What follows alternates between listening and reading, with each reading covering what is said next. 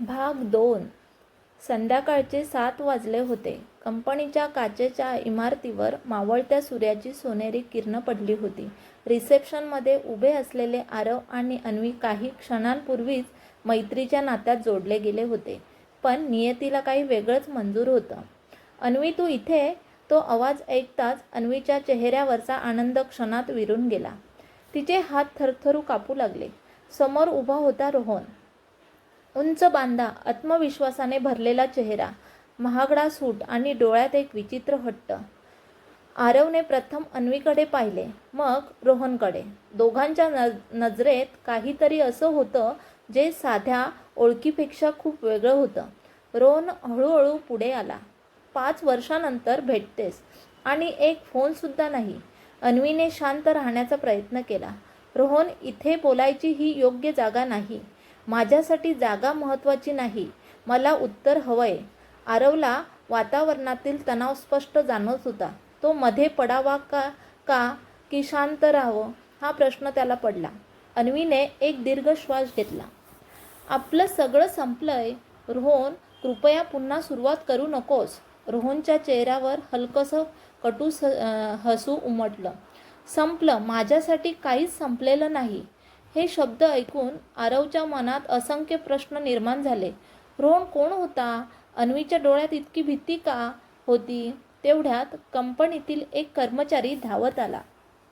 Sir, board meeting सुरू झाली आहे. रोहनने आरवकडे पाहून हात पुढे केला. हाय, मी रोहन मल्होत्रा. आरवने हस्तोलंघन केले. आरव, रोहन हसत म्हणाला, पुन्हा भेटू. तो आत निघून गेला. रोहन गेल्यानंतर काही क्षण दोघेही शांत उभे राहिले. आरवने हळू आवाजात विचारलं, तू ठीक आहेस ना? अन्वीने जबरदस्तीने हसू आणलं. हो, मी ठीक आहे. पण तिच्या डोळ्यातील अश्रूंनी तिचं उत्तर खोटं ठरवलं. बाहेर पुन्हा पाऊस सुरू झाला होता. आरव म्हणाला, चल, तुला घरी सोडतो. यावेळी अन्वीने कोणताही विरोध केला नाही. कारमध्ये बसल्यानंतर दोघांमध्ये बराच वेळ शांतता होती. शेवटी अन्वीच बोलली, कधी कधी भूतकाळ कितीही विसरायचा प्रयत्न केला तरी तो पुन्हा समोर येतो. आरवने तिच्याकडे पाहिलं. जर तुला कधी बोलावंसं वाटलं तर मी ऐकण्यास नेहमी तयार आहे. हे ऐकताच अन्वीच्या डोळ्यात पुन्हा पाणी आलं. की काही बोलली नाही, पण तिच्या मनात पहिल्यांदाच एक विचार आला, आरववर विश्वास ठेवावा का? कार तिच्या घरासमोर थांबली. अन्वी उतरली. धन्यवाद. ती घरात गेली. आरव मात्र बराच वेळ तिथे उभा राहिला. त्याच्या मनात एक प्रश्न घुमत होता. रोहन फक्त अन्वीचा भूतकाळ आहे की तिच्या भविष्याचाही भाग बनणार आहे? रात्र झाली होती. बाहेर मुसळधार पाऊस कोसळत होता. अन्वी आपल्या खोलीत खिडकीजवळ उभी होती. रोहन अचानक समोर आल्यापासून तिच्या मनात भूतकाळाची प्रत्येक आठवण पुन्हा जागी झाली होती. तिने कपाटातून एक जुनी डायरी बाहेर काढली.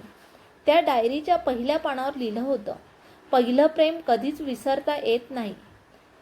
तिच्या डोळ्यात नकळत अश्रू आले. 5 वर्षापूर्वी कॉलेजचा पहिला दिवस. कॅम्पसमध्ये विद्यार्थ्यांची गजबज सुरू होती. अन्वी नुकतीच प्रवेश घेऊन आली होती. हातात पुस्तक आणि चेहऱ्यावर मोठी स्वप्न. तेवढ्यात समोरून वेगात येणारा एक मुलगा तिच्यावर धडकला. पुस्तक खाली पडली. सॉरी, माझ्याकडून चूक झाली, तो मुलगा म्हणाला. रोहन, त्याने पटकन पुस्तक उचलून अन्वीच्या हातात दिली. मी रोहन. अन्वी. त्या दिवसापासून दोघांची ओळख सुरू झाली. काही महिन्यातच मैत्रीचं रूप प्रेमात बदललं. रोहन श्रीमंत घरातील मुलगा होता. अन्वी साध्या कुटुंबातील. पण दोघांसाठी पैशापेक्षा एकमेकांची साथ महत्त्वाची होती. कॉलेजच्या प्रत्येक आठवणीत दोघे एकत्र असायचे. वाढदिवस, स्पर्धा, सहली, सगळीकडे. एक दिवस रोहन म्हणाला, अन्वी, शिक्षण पूर्ण झाल्यावर मी तुझ्याशी लग्न करणार. अन्वी हसली. आधी तुझ्या घरच्यांना विचार. ते माझं काम आहे वर्तमानात. अन्वीने डायरी बंद केली. त्या वचनाचं काय झालं? रोहन तिने स्वतःलाच प्रश्न विचारला. दुसऱ्या दिवशी सकाळी आरव ऑफिसमध्ये पोचला. त्याचा मित्र निखिल म्हणाला, काल रोहन सर आले होते ना? हो. तुला माहिती आहे का, ते आपल्या कंपनीच्या मालकांचे मुलगे आहेत. आरव आश्चर्यचकित झाला. काय? हो, पुढच्या महिन्यापासून तेच कंपनीची जबाबदारी घेणार आहेत. आरवच्या मनात कालचं दृश्य पुन्हा उभं राहिलं. म्हणजे रोहन फक्त अन्वीचा भूतकाळ नव्हता, तर आता आरवचा वरिष्ठही होणार होता. दुपारी अन्वीला कंपनीकडून फोन आला. अभिनंदन, तुमची निवड झाली आहे. ती आनंदाने रडू लागली. आईला मिठी मारत म्हणाली, आई, मला नोकरी मिळाली. घरात अनेक दिवसांनी आनंदाचं वातावरण होतं, पण त्याच आनंदाच्या सावलीत एक भीती दडलेली होती. त्या कंपनीत रोहनही होता. संध्याकाळी रोहन आपल्या केबिनमध्ये एकटाच बसला होता. त्याने टेबलाच्या ड्रॉवरमधून एक जुना फोटो बाहेर काढला. त्या फोटोत तो आणि अन्वी कॉलेजच्या वार्षिक समारंभात हसत उभे होते. रोहनने फोटोवरून हात फिरवला. मी तुला अजूनही विसरलो नाही. अन्वी तेवढ्यात त्याचा फोन वाजला. स्क्रीनवर नाव झळकलं, डॅड. फोन उचलताच समोरून कठोर आवाज आला, रोहन, त्या मुलीपासून दूर राहा. 5 वर्षापूर्वी जे झालं ते विसरून रोहनचा चेहरा गंभीर झाला. डॅड, यावेळी मी मागे हटणार नाही. फोन कट झाला. रोहनच्या डोळ्यात आता प्रेमापेक्षा जास्त हट्ट दिसत होता. त्या रात्री आरव आपल्या बाल्कनीत उभा होता. आकाशात ढग दाटून आले होते. त्याच्या मनात सतत अन्वीचा विचार सुरू होता. त्याला अजून तिचा भूतकाळ माहिती नव्हता, पण तिच्या डोळ्यामागे लपलेले दुःख मात्र स्पष्ट दिसत होते. आणि त्याने मनाशी एक निर्णय घेतला. अन्वीच्या चेहऱ्यावरचं हे दुःख मी एक दिवस नक्की दूर करेन. पण त्याला माहिती नव्हतं की या प्रेमाच्या वाटेवर त्याचा सर्वात मोठा प्रतिस्पर्धी आधीपासून उभा आहे. सकाळचे 9 वाजले होते. आज अन्वीचा कंपनीत पहिला दिवस होता. तिने देवासमोर हात जोडले. देवा, मला ताकद दे. आजपासून माझ्या आयुष्याची नवीन सुरुवात आहे. आईने तिच्या कपाळावर हात ठेवला. कितीही संकट आली तरी सत्याची साथ सोडू नकोस. अन्वीने हसत आईचा आशीर्वाद घेतला आणि घराबाहेर पडली. पण तिच्या मनात एकच भीती होती. आज पुन्हा रोहन समोर आला तर? ऑफिसमध्ये आरव नेहमीप्रमाणे कामात व्यस्त होता. तेवढ्यात HR मॅनेजरने सर्व कर्मचाऱ्यांना कॉन्फरन्स हॉलमध्ये बोलावलं. आज आपल्या टीममध्ये एक नवीन सदस्य सामील होत आहे. दार उघडलं आणि अन्वी आत आली. क्षणभर आरवच्या चेहऱ्यावर आनंद फुलला. ती इथेच काम करणार? त्याला विश्वासच बसत नव्हता. अन्वीची नजरही आरववर पडली. तिने हलकंसं स्मित केलं. त्या एका हसण्याने आरवचा संपूर्ण दिवस उजळून निघाला. मीटिंग संपल्यानंतर आरवने अन्वीला तिच्या डेस्कपर्यंत नेलं. काही मदत लागली तर नक्की सांग. धन्यवाद. आरव दोघांच्या बोलण्यात आता मैत्रीची सहजता आली होती. हे दृश्य मात्र दूर उभा असलेला रोहन पाहत होता. त्याच्या चेहऱ्यावर हसू होतं, पण त्या हास्यामागे अस्वस्थता दडलेली होती. दुपारच्या जेवणाच्या सुट्टीत रोहनने अन्वीला आपल्या केबिनमध्ये बोलावलं. अन्वी आत गेली. दार बंद झालं. बस, रोहन शांत आवाजात म्हणाला. अन्वी उभीच राहिली. काय बोलायचं आहे? रोहन काही क्षण तिच्याकडे पाहत राहिला. तू माझ्यापासून इतकी दूर का गेलीस? अन्वीच्या डोळ्यात वेदना दाटल्या. दूर मी गेली नाही रोहन, परिस्थितीने आपल्याला वेगळं केलं. आजही मी तुझ्यावर प्रेम करतो. अन्वीने डोळे मिटले. हे प्रेम 5 वर्षापूर्वी माझ्या बाबांसमोर का उभं राहिलं नाही? रोहन गप्प झाला. त्याच्याकडे त्या प्रश्नाचं उत्तर नव्हतं. तेवढ्यात दारावर टकटक झाली. मे आय कम इन सर? तो आरव होता. फाईलवर सही घेण्यासाठी तो आला होता. केबिनमधील वातावरण पाहून तो थकला. अन्वीच्या डोळ्यात अश्रू होते आणि रोहन तिच्यासमोर उभा होता. आरवने फाईल टेबलवर ठेवली. सॉरी सर, मी नंतर येतो. तो निघून गेला. अन्वीने त्याला थांबवण्याचा प्रयत्न केला, पण शब्दच फुटले नाहीत. संध्याकाळी आरव ऑफिसमधून निघाला. त्याच्या मनात अनेक प्रश्न होते. अन्वी अजूनही रोहनवर प्रेम करते का? मी तिच्या आयुष्यात फक्त एक मित्र आहे का? त्याचवेळी त्याचा फोन वाजला. अनोळखी नंबर. हॅलो. समोरून एक वृद्ध स्त्रीचा आवाज आला. तू आरव बोलतोस? हो, मी अन्वीची आई बोलते आहे. आरव दचकला. मला तुझी मदत हवी आहे. माझ्या मुलीचा भूतकाळ तिला पुन्हा उद्ध्वस्त करणार आहे. आरव काही क्षण निशब्द झाला. अन्वीची आई त्यालाच का फोन करत होती? तिला आरवचा नंबर कसा मिळाला? आणि अन्वीच्या भूतकाळात असं कोणतं सत्य दडलं होतं जे अजून कोणालाच माहिती नव्हतं? आरवच्या हातात मोबाईल होता. दुसऱ्या बाजूला अन्वीची आई बोलत होती. बाळा, शक्य असेल तर आज संध्याकाळी आमच्या घरी येशील का? मला तुझ्याशी एक महत्त्वाची गोष्ट बोलायची आहे. आरव काही क्षण शांत राहिला. पण काकू, तुम्हाला माझा नंबर कसा मिळाला? त्या हलक्या आवाजात म्हणाला.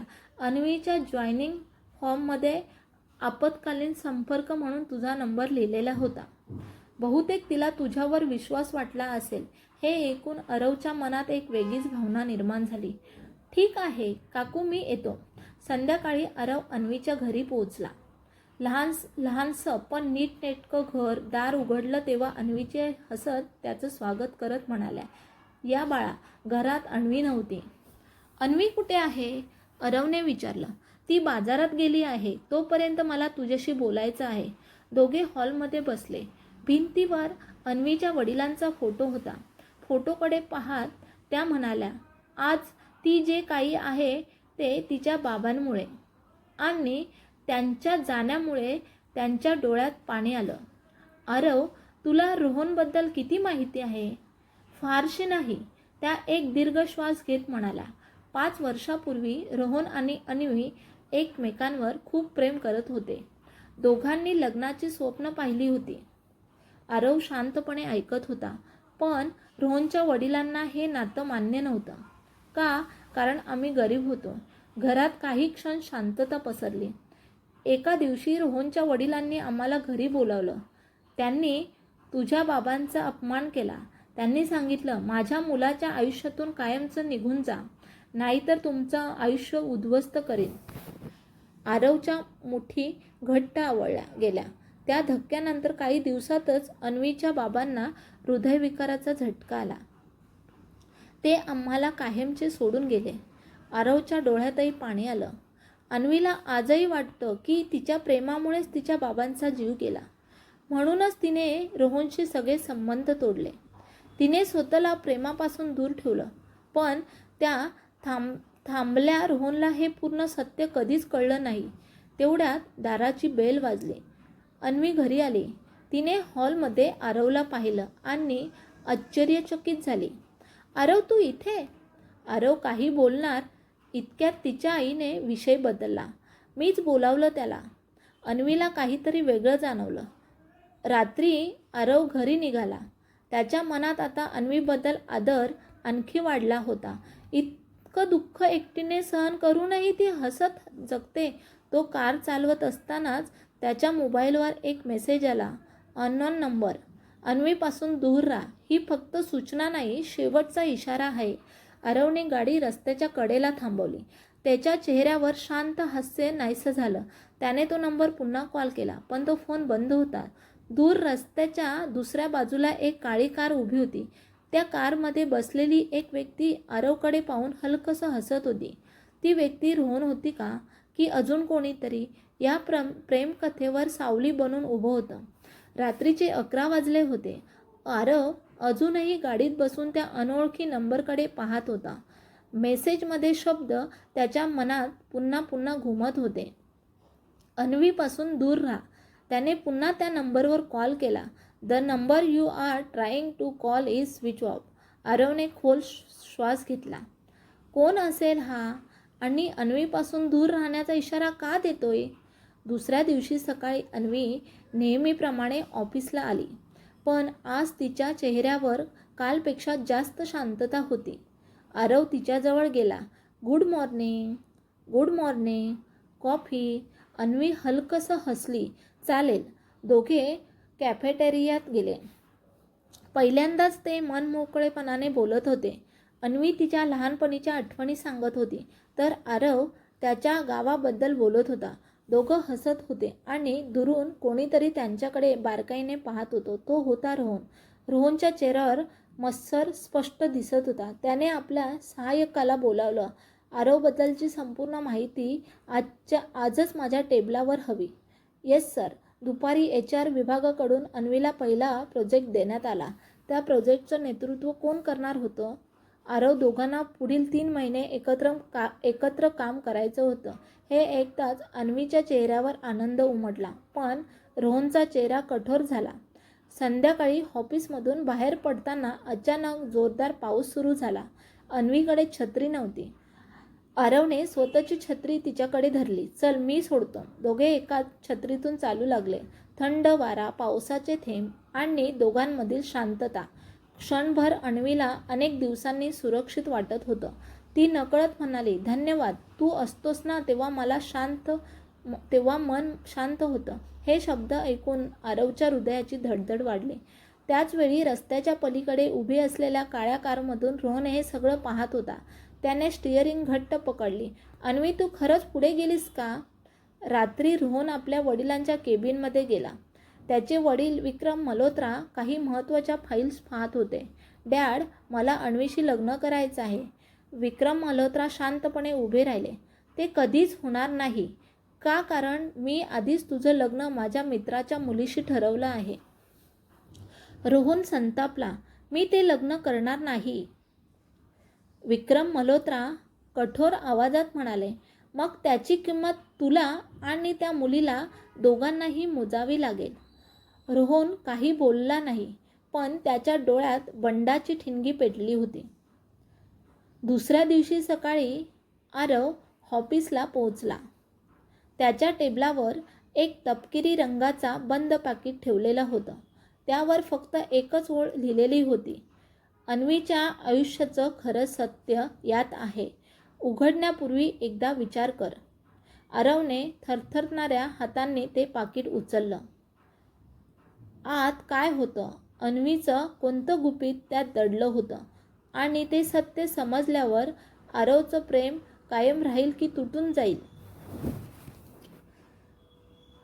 पुढचा भाग पाहण्यासाठी चॅनेलला सबस्क्राईब करा. थँक्यू. धन्यवाद.